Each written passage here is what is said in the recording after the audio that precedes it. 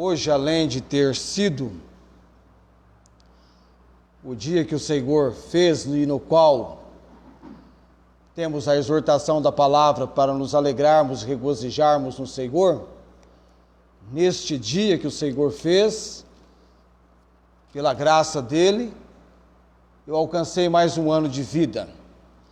Eu estou na idade agora que alguns estão caminhando para lá a passos muito lentos, é verdade. A exemplo do Saulo, com seus 22 anos de idade, com mais 31, ele chega lá. E dentro de 31 anos, que é o tempo para que ele chegue na idade que eu estou chegando agora, certamente Deus vai lhe conceder abençoados dias no plano e propósito dele. Deve chegar já com uma família formada, filhos, e por aí vai.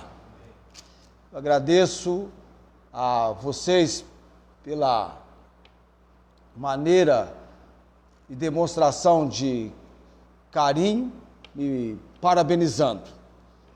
Já no início da manhã, lá de Lisboa, vinha uma mensagem de parabéns. A Espanha precisa arrumar mais contatos internacionais, né? Interessante, porque tem a diferença do fuso horário e fica então legal quando acontece isso, né? Mas tem alguns contatos, não veio dos Estados Unidos, tem um contato nos Estados Unidos, mas não veio de lá. Talvez ainda chegue, ou tenha chegado e eu não tenha visto. Mas eu louvo e bendigo ao Senhor. Não tenho problemas com a idade, desde que ainda Deus tem nos concedido fortalecimento, vigor. Eu sou do partido calebiano, sabe aquele partido calebiano, de Caleb, quando ele, com 45 anos, doido, desejoso de entrar em Canaã, na primeira tentativa, reprovada a nação por causa dos que murmuraram. Mas Deus concedeu a Caleb, 40 anos depois, somente ele e Josué, daquela geração, dos mais velhos, só dois, Caleb e Josué. E quando você lê lá no texto de Josué, a expressão e a empolgação de Caleb, aos 85 anos de idade, dizendo, eu estou tanto hoje quanto estava naquela época, com um vigor, com um fortalecimento de Deus, tomando posse em Canaã. Queira Deus que eu chegue então aos 80, 90, ainda com um fortalecimento de Deus pregando a sua palavra. De vez em quando alguns querem me aposentar, falo, gente, que isso? Falando em pregando palavra, essa é a primeira mensagem que eu vou pregar com 53. Viu, Ernesto? Estou estreando hoje, primeira mensagem, no domingo à noite, com a idade de 53 anos. Salmo 40, estamos lá no Salmo 40, agora, na sequência, versos 6, 7 e 8, forma ali um bloco, um conjunto de versos, dentro do Salmo 40, e nós queremos que Deus fale conosco, neste trecho da palavra dele. Salmo 40, eu vou ler do verso 1 até o verso 8. Vamos fazer depois uma forma de você entrar e tomar consciência do que está acontecendo no âmbito do Salmo 40, e depois iremos pormenorizar os versos 6, 7 e 8, quando então nós estaremos atentando para dedicação total. Quantos aqui ainda estão sentindo que podem ficar em pé, na força física, não está impossibilitado, não está doendo o seu joelho? Se alguém precisar ficar sentado, vamos entender. Salmo 40.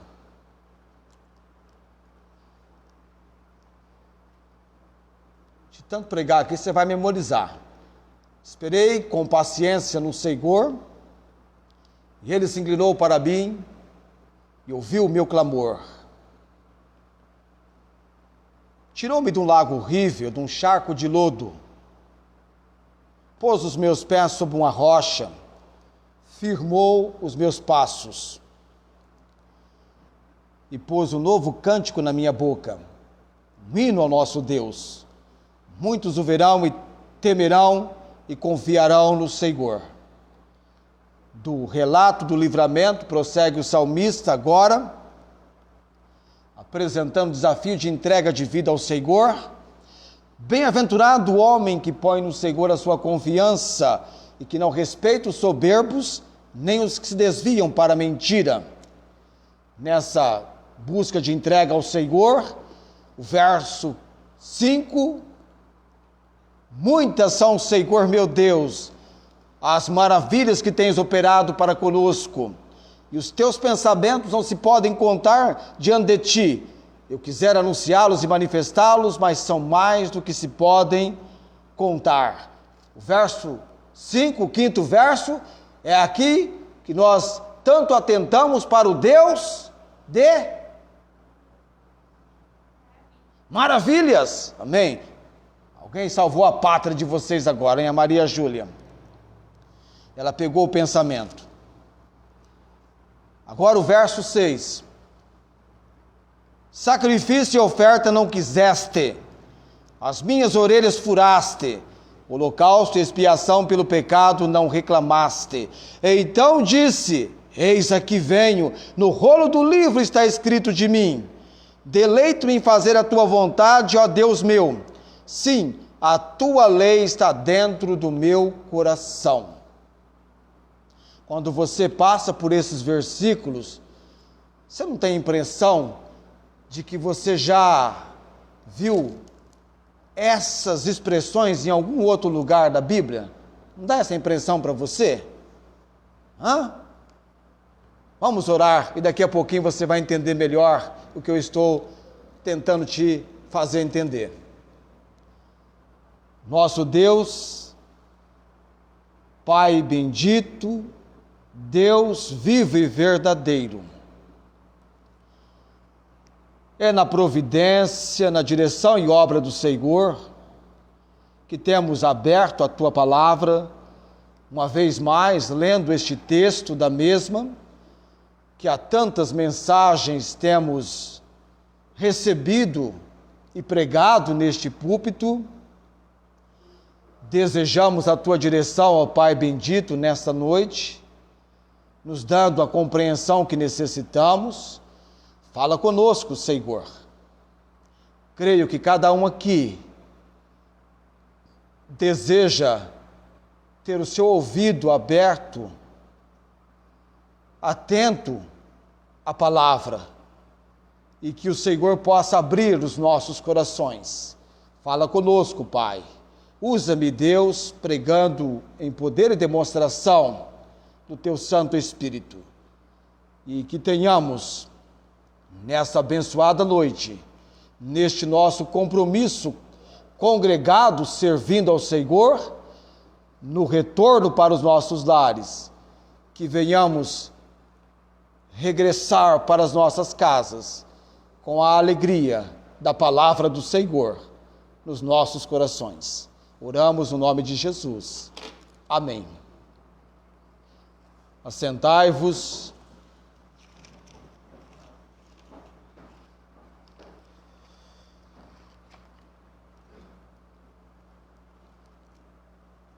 Sempre você, quando lembra do Salmo 40, logo de imediato vem à nossa memória, ao nosso pensamento, é aquele salmo de Davi, que ele começa mencionando uma espera dele no Senhor, até o ponto de Deus ouvir o seu clamor, até o ponto de Deus atendê-lo. É o salmo que Davi diz: esperei com paciência no Senhor. Quero que você só tenha uma ideia, indo para os versos que queremos tratar hoje à noite, que eu intitulei de dedicação total, o Salmo 40, ele ocorre, a situação do Salmo 40 é uma situação que ocorre durante um período muito turbulento, muito agitado, muito violento na vida e no reinado de Davi. Não se sabe ao certo a situação vivenciada por Davi, se fora aquele momento da rebelião do seu filho Absalão, tentando usurpar o trono do próprio pai, que Davi tem que sair e passa a noite caminhando para um lugar, ou se é então, por uma outra razão, consequências que Davi trouxe sobre si por causa do seu pecado, com o pecado de adultério com Batseba. O fato é que Davi está escrevendo sobre uma experiência muito marcante, que ele compara a um lago horrível, a um poço da destruição. E esta é a maneira de Davi expressar sua situação com pouca ou nenhuma esperança de recuperação ou resgate, nenhuma esperança humana que indicasse recuperação ou resgate. Leva-nos a entender que esse é definitivamente o ponto mais baixo na vida de Davi. É nesse período que, com toda probabilidade, Davi canta o Salmo 40. Ele canta esse salmo enquanto cercado por inimigos que estavam tentando matá-lo. Davi clama, suplica, pede ao Senhor por livramento, que o Senhor o liberte de tal situação, como Deus, como o Senhor havia feito antes na sua vida. E então, ocorrendo esse atendimento de Deus, Davi escreve o Salmo 40, é um salmo para o mestre de canto, é um salmo para ser cantado com a congregação, é um masquil de Davi. É um salmo para ser estudado, compreendido. E é interessante que nós temos no salmo um tópico de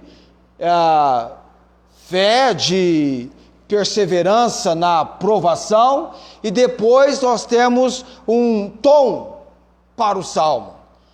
Quando eu disse que ao lermos os versos 6 a 8, você vai recordar comigo, você já leu sobre isto, não no Velho, mas no Novo Testamento, quando ele diz lá nos versos 6, 7 e 8, eu quero dar o tom para você, desses versículos. Sacrifício e oferta não quiseste, as minhas orelhas furaste, ou então os meus ouvidos abriste, como diz uma outra versão. Holocausto e expiação pelo pecado não reclamaste. Então disse, eis aqui venho, no rolo do livro está escrito de mim, deleito-me em fazer a tua vontade, ó Deus meu, sim, a tua lei está dentro do meu coração. Vamos lá então, pegar o tom dessa porção do Salmo 40.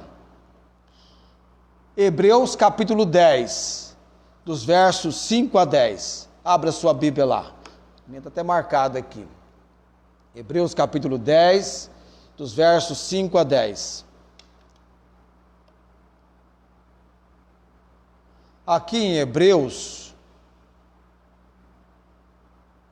o escritor aos Hebreus está referindo aos sacrifícios que eram feitos nos dias do Velho Testamento, E ele destaca que esses sacrifícios, o sangue de touros e bodes, era impossível que tirasse os pecados, porque era na verdade uma simbologia, uma figura de um verdadeiro sacrifício que era guardado o seu cumprimento, o seu acontecimento.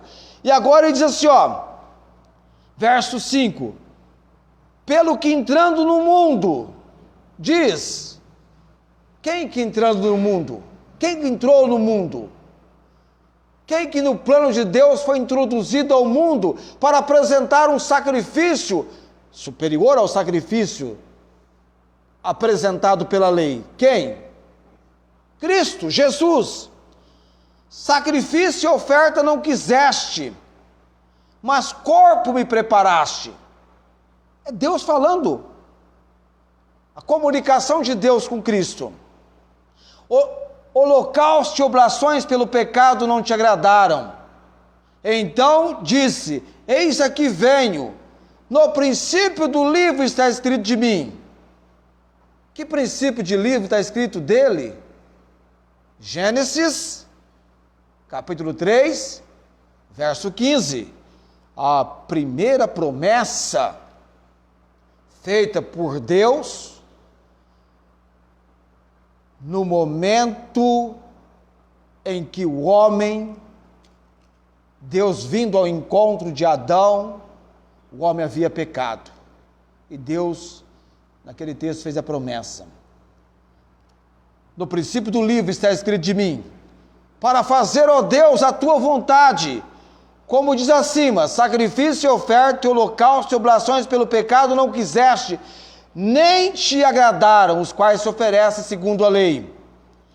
Então disse, eis aqui venho para fazer, ó Deus, a tua vontade.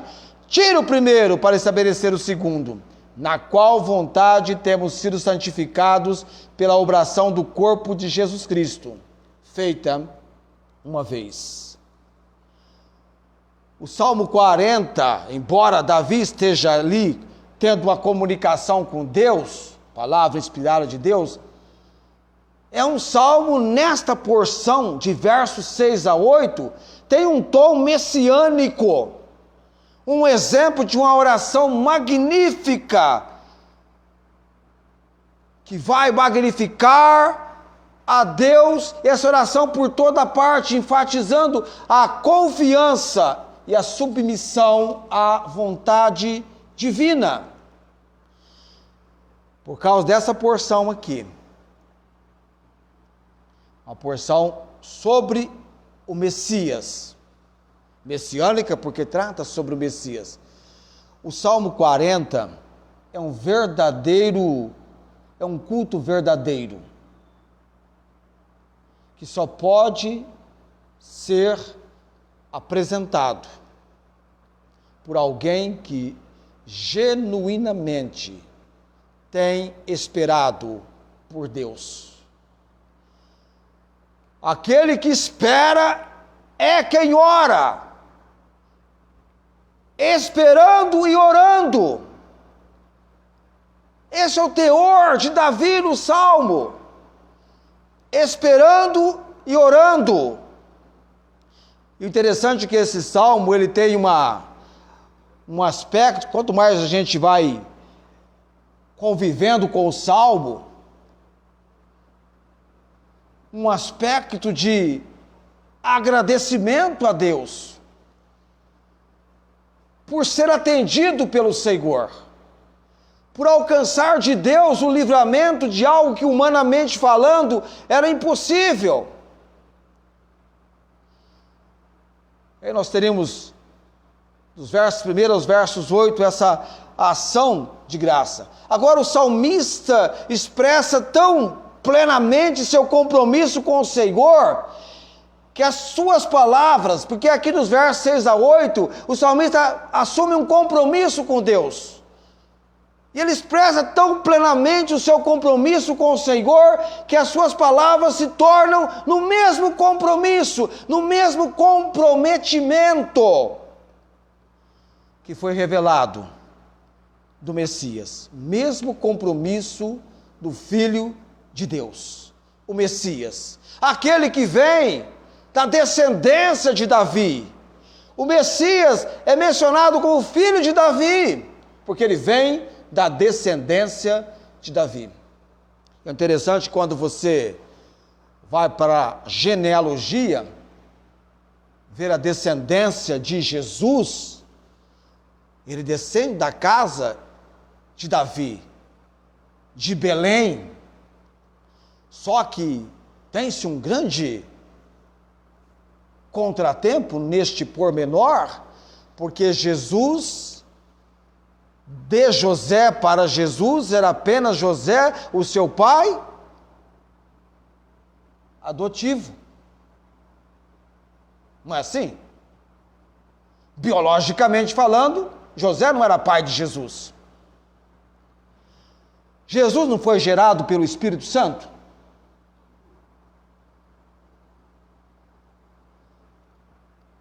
O corpo de Maria, biologicamente, recebeu a criança concebida pelo Espírito Santo,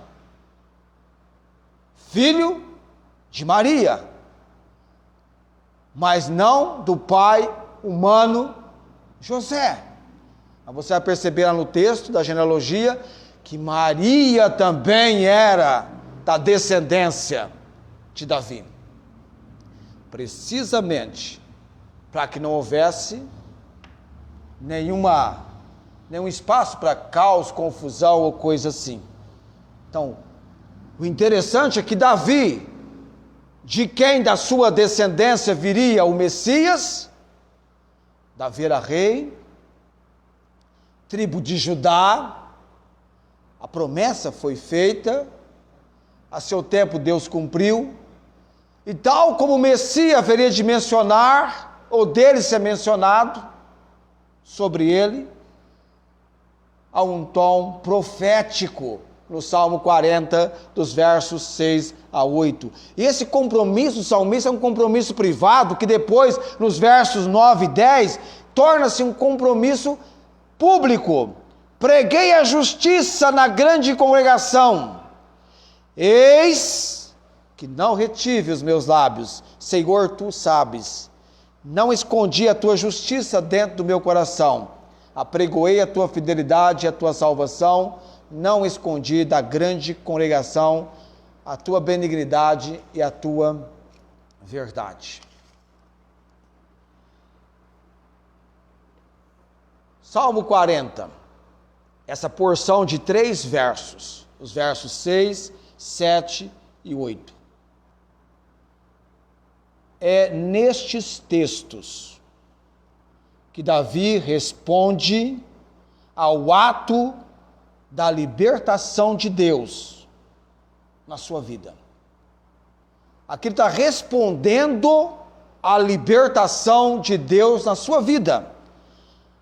Sacrifício e oferta não quiseste, as minhas orelhas furaste, holocausto e expiação pelo pecado não reclamaste. Então disse: eis aqui venho, no rolo do livro está escrito de mim, deleito-me em fazer a tua vontade, ó Deus meu, sim, a tua lei está dentro do meu coração.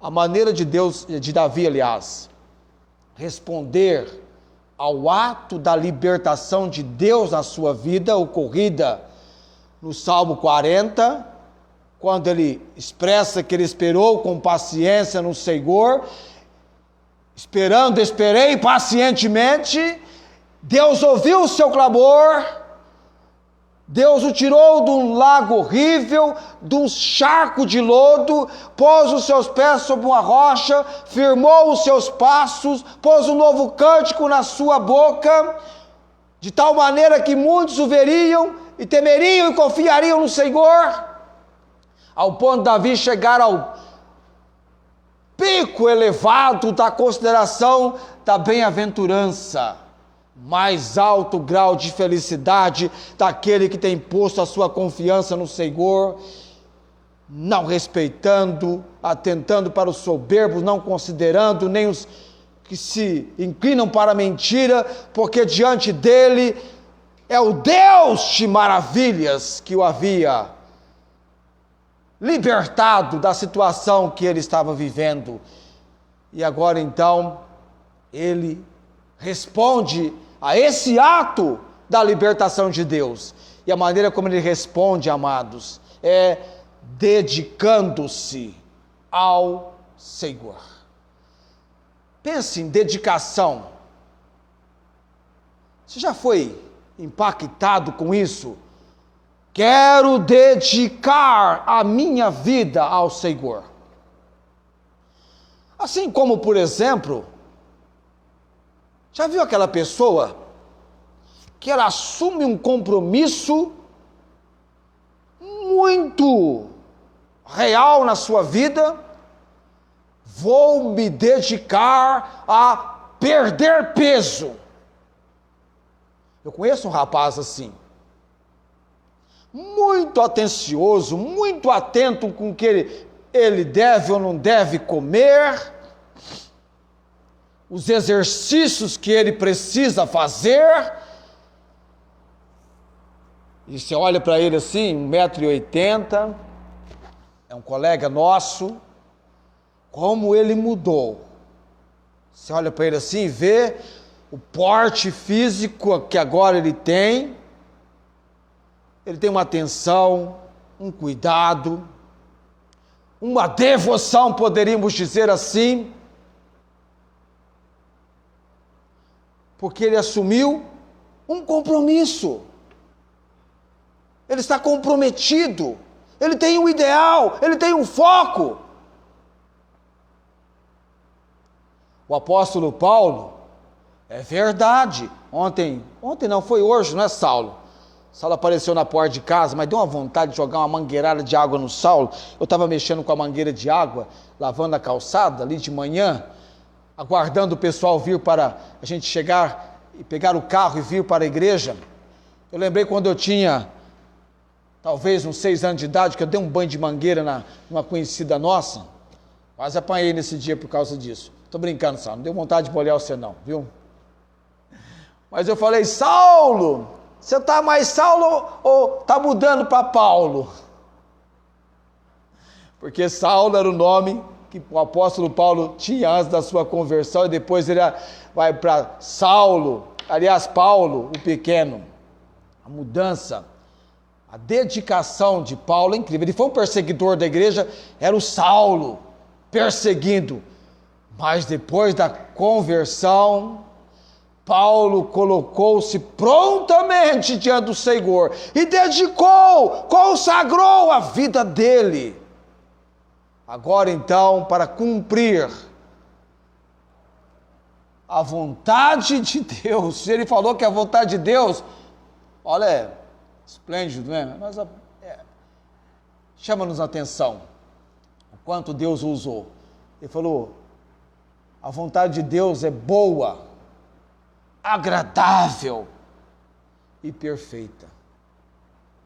Ele chegou até a apresentar o seu clamor de joelhos para a igreja de Roma, lá no capítulo 12 de Romanos. Ele vem por 11 capítulos tratando de um ensino doutrinário, e quando chega no capítulo 12, rogo-vos, pois, irmãos, pela compaixão de Deus, que apresenteis os vossos corpos em sacrifício vivo, santo e agradável a Deus, que é o vosso culto racional.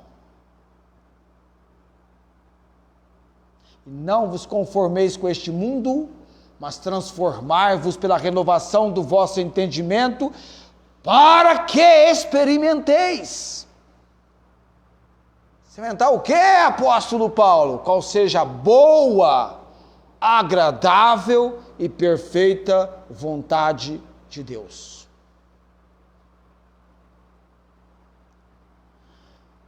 Estou dizendo aqui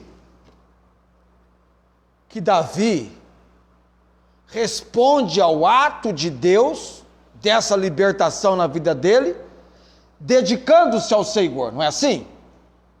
Não é? Mas Davi não está começando a sua jornada de vida com o Senhor agora, não. Percebe?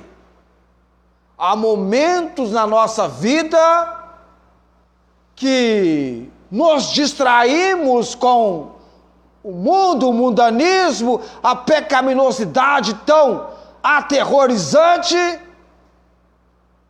pecamos contra o Senhor, sofremos as consequências, muitas vezes nos afastamos do Senhor, e chega um ponto que Deus nos traz num lugar onde Ele nos faz entender quem nós somos e quão terrível é o momento que nós estamos vivendo. Para Davi era um charco, era um lago horrível, um charco de lodo, um pântano, um lugar, uma situação, humanamente falando, humanamente sem esperança.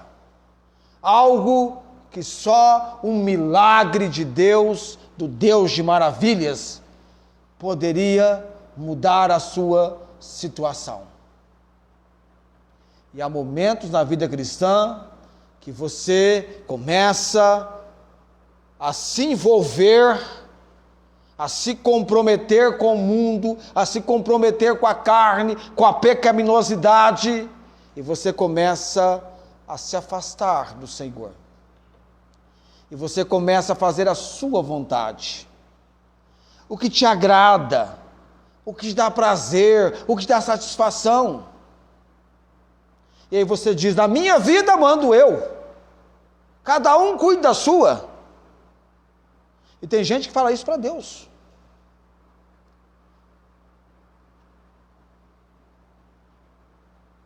E aí então, vem a situação.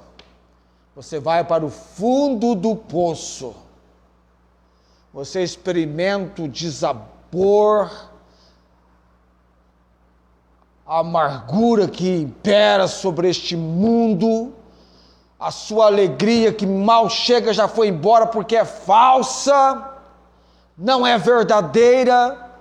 Os seus amigos não são verdadeiros, são aqueles amigos do filho pródigo quando ele tinha dinheiro, esbanjavam com ele, gastavam com ele, e de repente você se encontra numa rua, chamada Rua da Amargura, quarteirão do sofrimento, espaço da tristeza, é algo horrível, há um peso sobre você. E aí você começa a refletir, o que você tinha com o Senhor, e o que agora você não tem. E só tem um que pode te socorrer, o seu quebrantamento de coração. E esse um é o Senhor. Ele responde ao ato da libertação de Deus, dedicando-se ao Senhor. Ele lembrou que Deus preferia sua obediência a seus sacrifícios. A Bíblia nos ensina lá em 1 Samuel 22, eu creio que é o capítulo, eis que obedecer é melhor do que o sacrificar. E como nós enfrentamos um grande conflito, muitas vezes na nossa vida, com a questão de obedecer ao Senhor.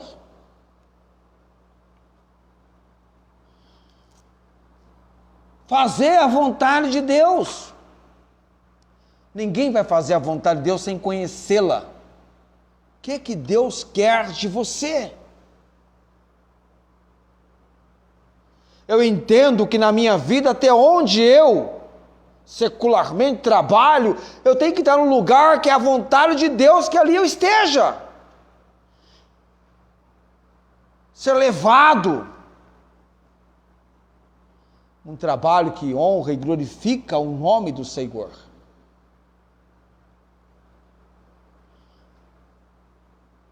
E Davi então lembra-se que Deus prefere obediência. E é uma das áreas da nossa vida, os jovens. Davi entregou-se ao Senhor jovem.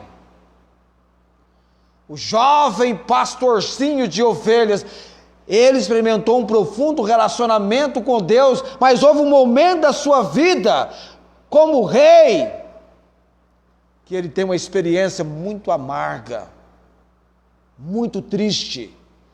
Ainda bem que ele esperou com paciência no Senhor. Deus inclinou e ouviu o seu clamor. Era entre ele e Deus, tanto quanto você e Deus.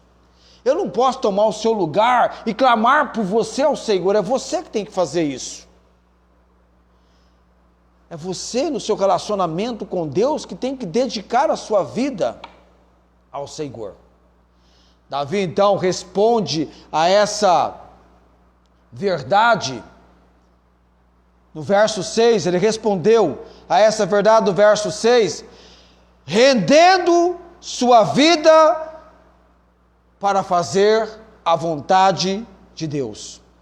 Ele se apresentou de bom grado perante o Senhor e expressou o seu desejo de fazer a vontade de Deus. Os versos 6 a 8 apresentam um magnífico, um maravilhoso exemplo desses versículos, do que está envolvido da pessoa quando ela está pronta a dedicar-se a fazer a vontade de Deus.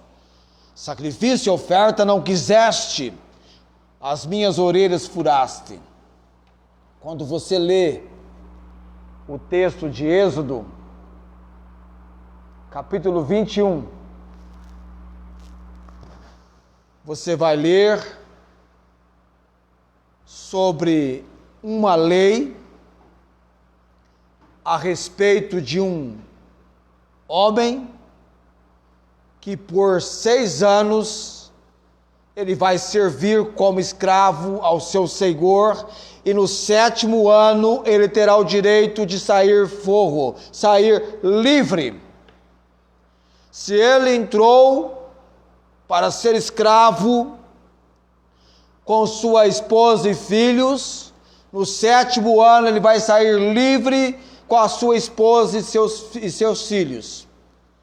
Mas se ele entrou sozinho e o seu senhor lhe deu uma esposa e filhos, no 7º ano ele sai livre, não a esposa e os filhos. Mas o texto de Êxodo 21 atenta para este servo que serve o seu senhor, que no 7º ano, o ano dele sair livre, ele diz: não, eu não quero sair livre, porque eu amo o meu Senhor, eu quero servir o meu Senhor para sempre.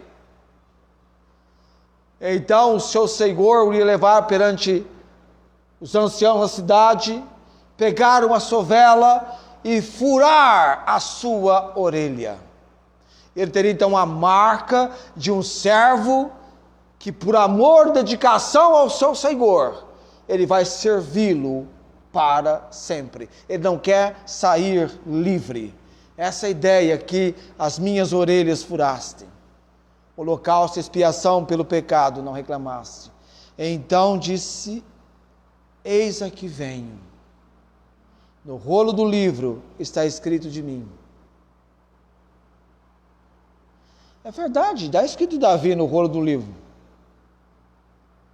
Mas muito mais do Messias, o Salvador. E no verso 8 ele diz: deleito-me. O que é deleitar? É ter prazer.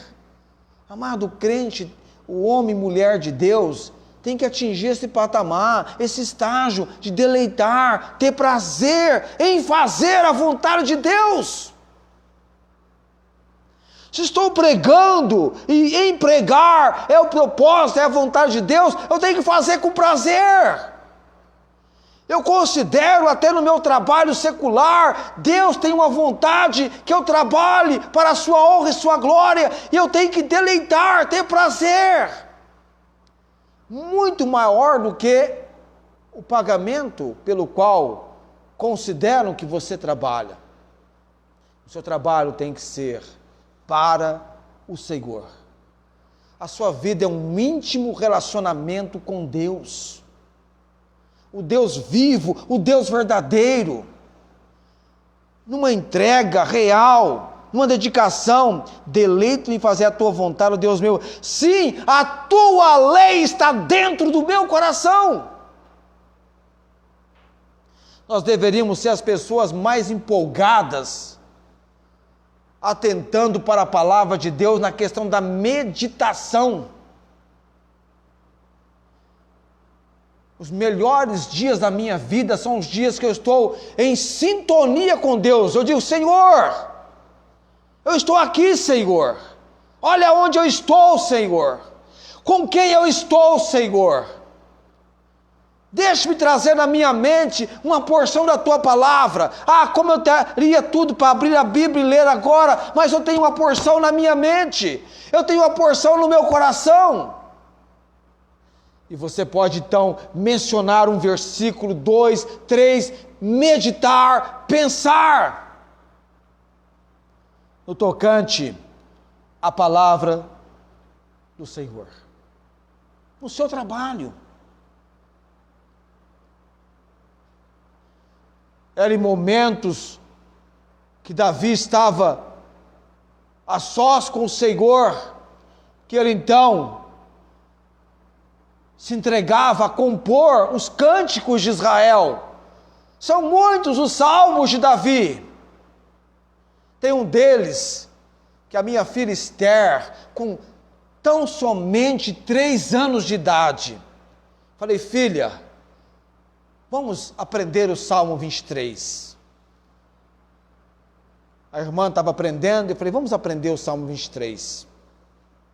E aquela voz de criancinha,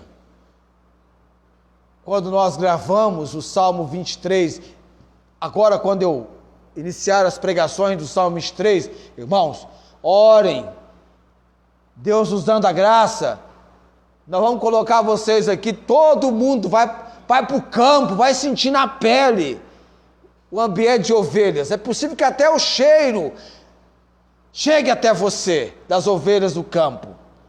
Logo nós vamos iniciar um estudo do Salmo 23. E aí a Esther gravou o Salmo 23. O Senhor é o meu pastor, nada me faltará. Deitar-me faz em verdes pastos. Guia-me mansamente a águas tranquilas. Refrigera minha alma. Guia-me pelas veredas da justiça por amor do seu nome. Ainda que eu andasse pelo vale da sombra da morte, não temeria mal algum, porque tu estás comigo. A tua vara e o teu cajado me consolam.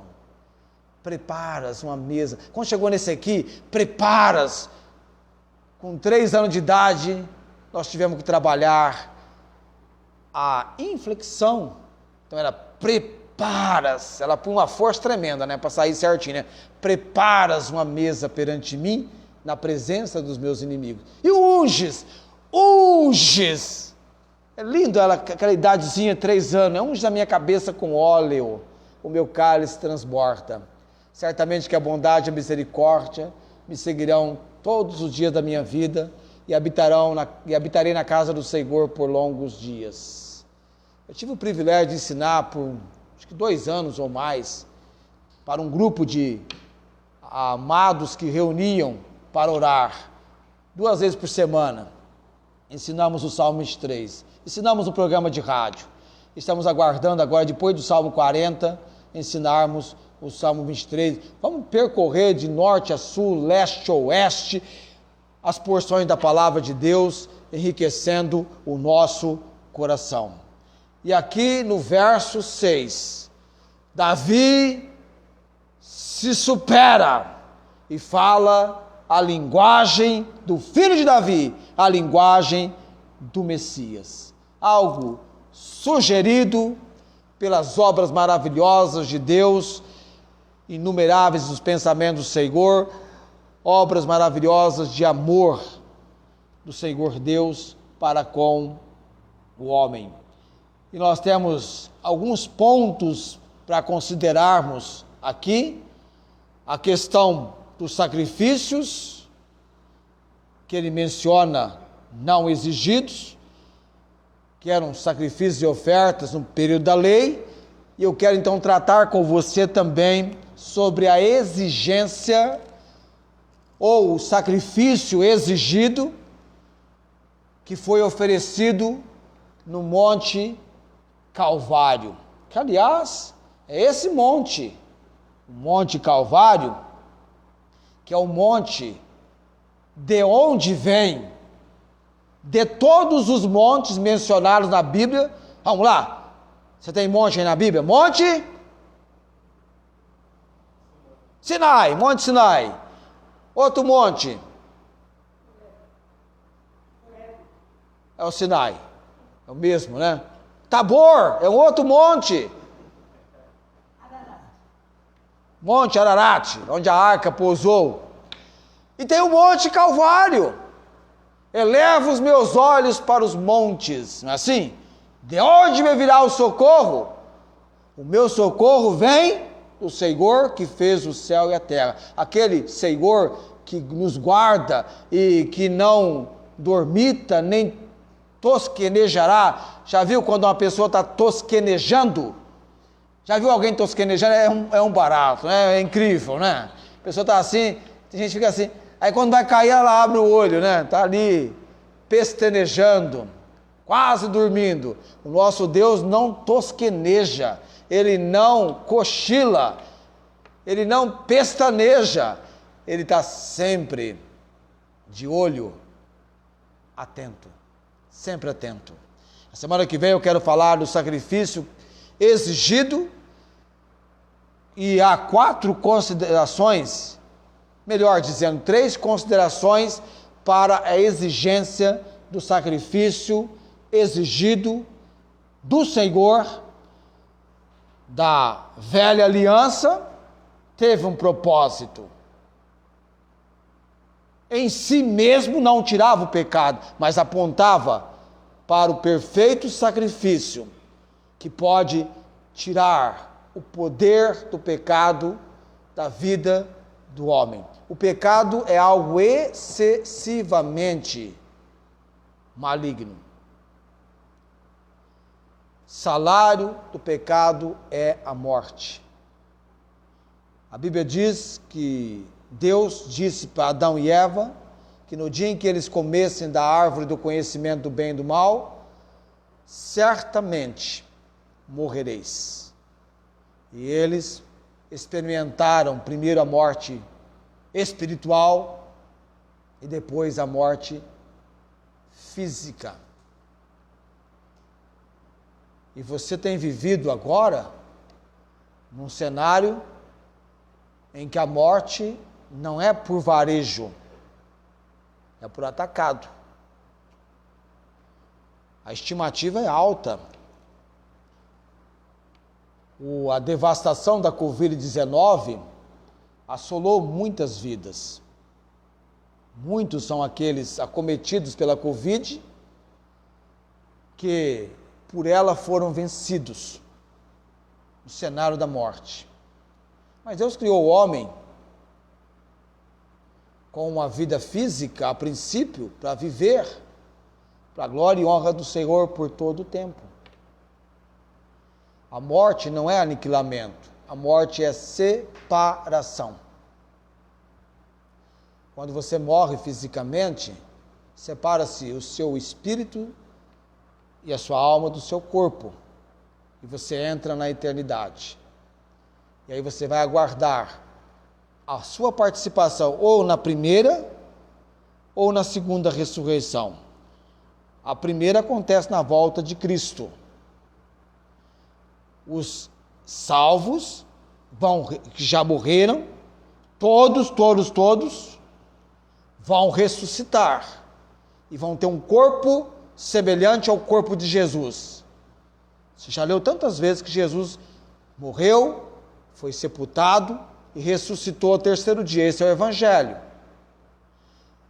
A exemplo da ressurreição de Cristo, a de Jesus, de verdade, de fato, ela aconteceu e garante a nossa. Então eu estou com a grande esperança, certo disso, que Deus, na volta do Senhor Jesus Cristo, todos que morreram em Cristo vão ressuscitar primeiro, corpos glorificados, e a Bíblia decreta já para nós agora, que não vai ter no céu, não tem morte. Não tem morte, não tem pranto, não tem dor, não tem lágrimas. Estaremos para todo sempre com o Senhor. Não vai ter mais esse problema de cabelo grisalho, envelhecimento, rugas e tal, e tal, e tal. Seremos perfeitos, completos. E estaremos para todo sempre na presença do Senhor. Agora, por outro lado, vai ter também a segunda ressurreição. A Bíblia diz que bem-aventurado é aquele que participa na primeira.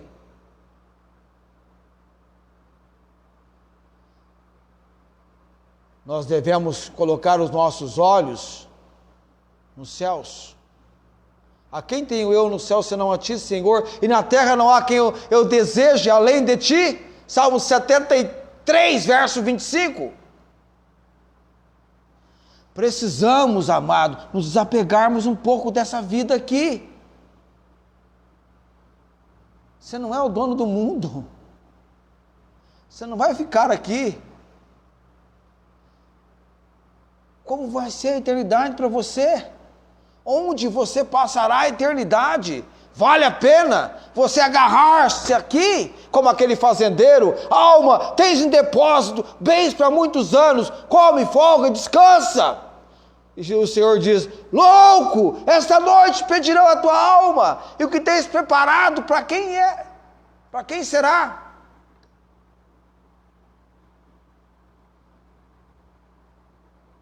Alguém disse que o céu, no sentido do relacionamento com Deus, começa aqui. A realidade do céu para o crente, para o homem e mulher de Deus,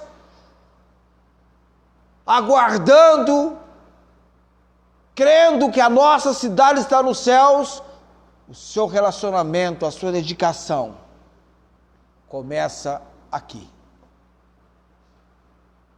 Você é alguém que se entrega a fazer a vontade do Senhor.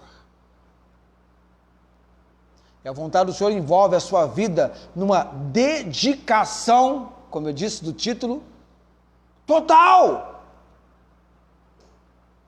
Ah, não, eu vou dedicar só uma parte da minha vida para o Senhor. Estou muito novo ainda, não posso me envolver tanto. Vou perder a minha juventude, não vou aproveitar a minha juventude. Eu quero sair com a minha galera. Não é assim. A sua vida é um dia de cada vez. É sempre um hoje e não um amanhã. E muito menos um ontem, porque ontem passou. Hoje e o agora representa a nossa realidade de vida. Então, a sua dedicação ao Senhor é hoje e agora.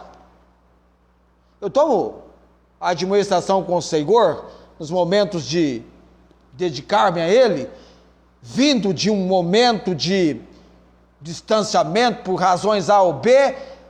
Muito bem, agora, nesse momento, Deus, eis-me aqui. Preciso ter comprometimento sério com o Senhor. Confessa-se o pecado, abre-se o coração. Queremos que Deus traga o seu agir para a minha vida. Eu não sei o amanhã, muito menos você.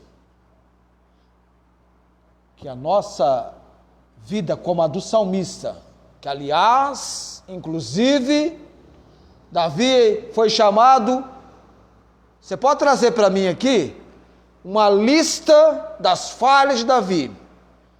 E nós faremos uma lista de Davi, confessando o pecado, colocando sua vida nas mãos de Deus, e Deus dizendo: Ele é o homem segundo o meu coração. Já imaginou algo assim? Davi foi chamado o homem segundo o coração de Deus. Na sua época e na palavra de Deus, foi essa classificação do Senhor para ele. Como Deus chama você? Como Deus relaciona com você? Eu vou finalizar com uma expressão que pesa sempre no meu coração. É dito que não basta ser servo. Tem dois tipos de servo: o útil e o inútil. O inútil é aquele servo que só faz o que lhe fora mandado. Ele só cumpre o dever mencionado. Esse é o servo inútil. E o servo útil é aquele que faz além do que lhe fora pedido, ordenado, mandado, indicado. Esse é o servo útil.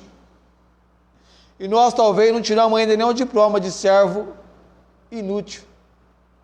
E precisamos chegar a servo útil. Alguém pede para você: olha, faça assim, assim, arruma aqui e tal. E você então olha e fala: nossa, mas tem aquilo ali também. Ele não falou, mas vamos já completar aqui para ficar bonitinho o ambiente e tal. Servo útil. Útil. Sempre nas minhas dedicações ao Senhor, vinha o peso: oração, testemunho, comunhão, que envolvia povo de Deus e congregar.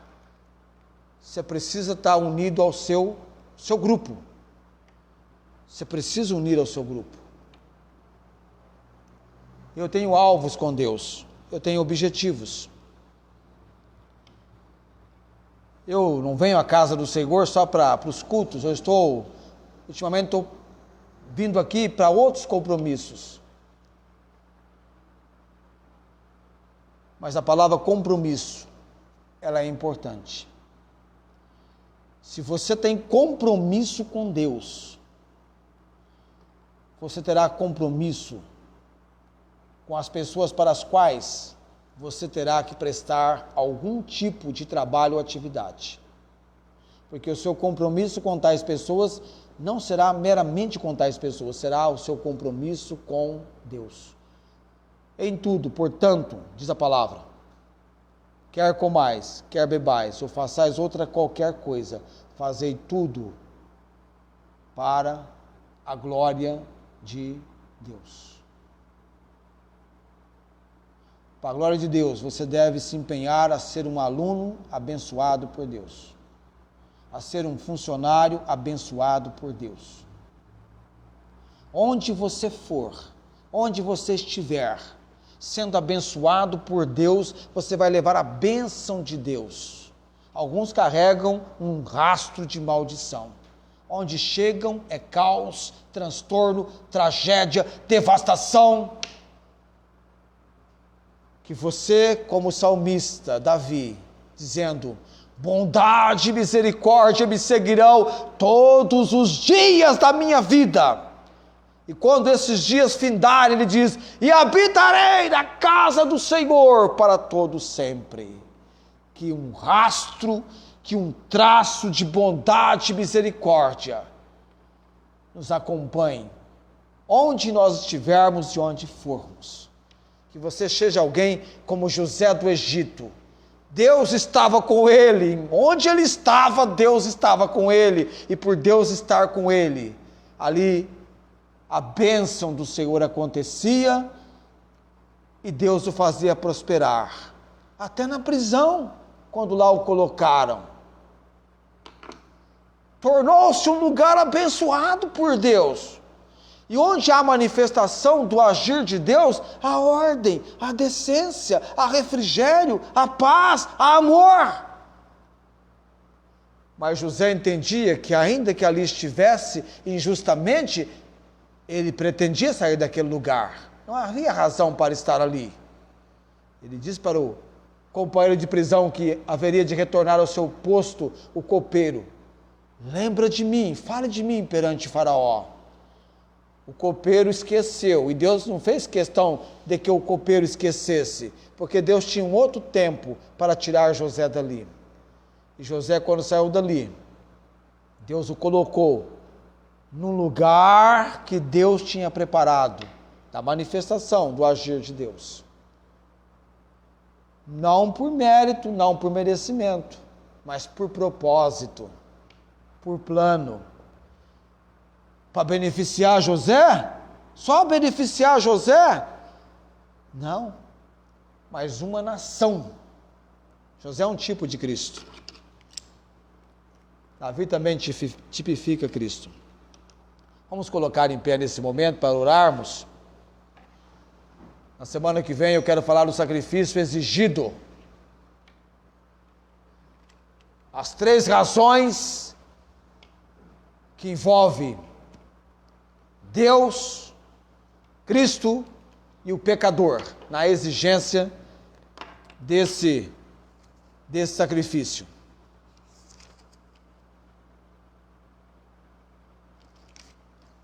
Vamos orar nesse momento. Graças te damos, Senhor bendito. A tua palavra vem para nos desafiar, para nos despertar. Muitas vezes nós ficamos distante da realidade, daquilo que envolve, requer do Senhor para nossas vidas, nestes dias em que nós estamos vivendo. A nossa dedicação ao Senhor, que ela seja uma dedicação sem reservas, uma dedicação total, uma entrega total perante o Senhor. Que tudo possamos entregar, tudo, não apenas algumas situações, mas tudo perante o altar do Senhor, crendo no teu agir. O salmista experimentou o livramento. Foi uma situação na vida dele horrível, de um momento desesperador, mas ele clamou ao Senhor. Ele entendeu que o Senhor tinha um propósito, um plano para a vida dele. Ele teve a sua compreensão na palavra exercitada. E ele responde ao livramento do Senhor, dedicando-se a fazer a vontade do Senhor. Pai bendito, que cada um aqui, ó Deus, possa dedicar-se ao Senhor. E que esta igreja pequenina ainda venha ter um grande número de pessoas trazidas, conduzidas pelo Senhor, de ovelhas perdidas, desgarradas e errantes, a ovelhas na condução do bom pastor, encontradas, achadas pelo bom pastor. Eu louvo e bendigo o nome do Senhor, orando neste momento, no nome de Jesus. Obrigado, Deus, pela palavra do Senhor. No nome de Jesus oramos, com gratidão. Amém. O Senhor te abençoe e te guarde. O Senhor faça resplandecer o seu rosto sobre ti e tenha misericórdia de ti. O Senhor sobre ti levante o seu rosto e te dê a paz. Amém.